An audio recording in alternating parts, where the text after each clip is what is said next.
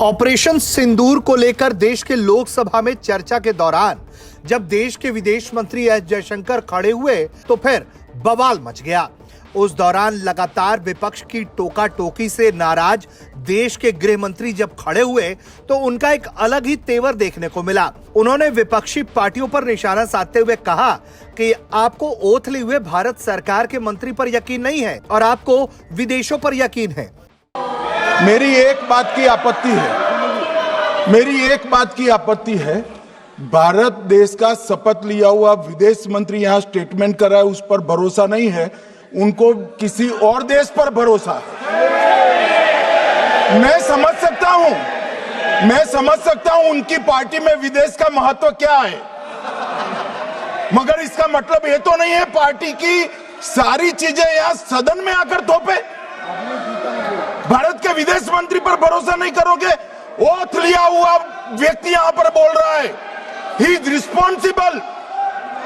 माननीय अध्यक्ष जी, इसीलिए ये वहां बैठे हैं और 20 साल तक वहीं बैठने वाले हैं। अमित शाह ने साफ तौर पर गुस्से में यह भी कहा कि यही वजह है कि आप उस तरफ बैठे हैं और आने वाले 20 साल तक उसी तरफ बैठे रह जाएंगे।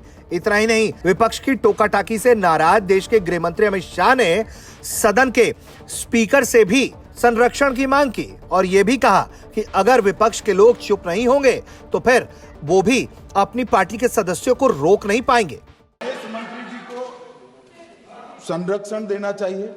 उनके स्पीकर जब बोल रहे थे हम पूरे धैर्य से सुने। मैं बताऊंगा कितनी असत्य बातें बोली गई कल, परंतु फिर भी असत्य को भी हम हलाहल समझकर पी गए।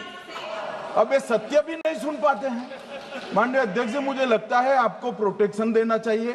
बैठे बैठे टोका टोकी करना सबको आता है, ऐसा नहीं हमें नहीं आता, मगर इतने गंभीर विषय पर चर्चा जब हो रही है तो सरकार के प्रमुख विभाग के मंत्री को बोलते हुए बैठे बैठे टोकना ये विपक्ष को शोभा देता है क्या?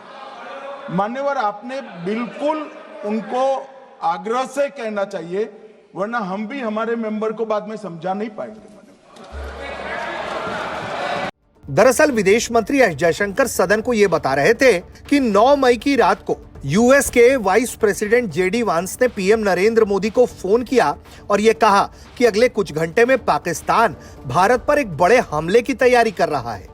इसके जवाब में पीएम मोदी ने तुरंत ही फोन पर यह कह दिया कि अगर ऐसा हुआ तो पाकिस्तान को उसकी कल्पना से परे करारा जवाब भारत दे देगा। उसके बाद हमला भी हुआ और भारत ने उस हमले को विफल किया तो दूसरी तरफ पाकिस्तान के कई मिलिट्री टारगेट्स को तबाह भी कर दिया। ब्यूरो रिपोर्ट, भारत तक।